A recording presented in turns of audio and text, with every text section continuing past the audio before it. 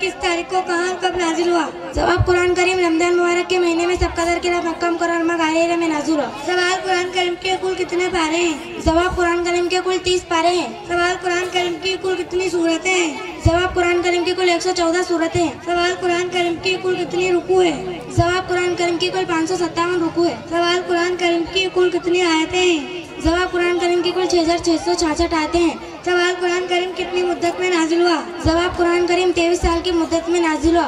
सवाल, क्या सारा कुरान इकट्ठा नाजिल हुआ? जी नहीं, बल्कि थोड़ा थोड़ा हस्बे जरूरत मुकम्मल होता रहा। 23 साल की मुद्दत में मुकम्मल हुआ। सवाल, कुरान करीम में सजदा तिलावत कितने हैं?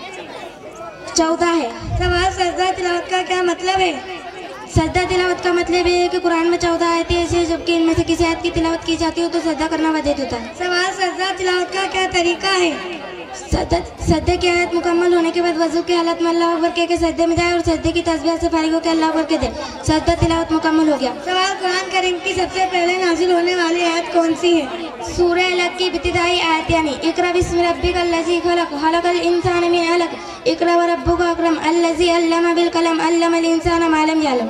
सवाल, कुरान करीम की सबसे आखिरी आयत जो आप सल्लल्लाहु अलैहि वसल्लम पर नाजिल की गई कौन सी है?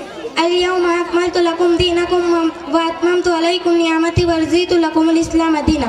अस्सलामु अलैकुम व रहमतुल्लाहि व बरकातुहू। वालेकुम अस्सलाम व रहमतुल्लाहि व बरकातुहू।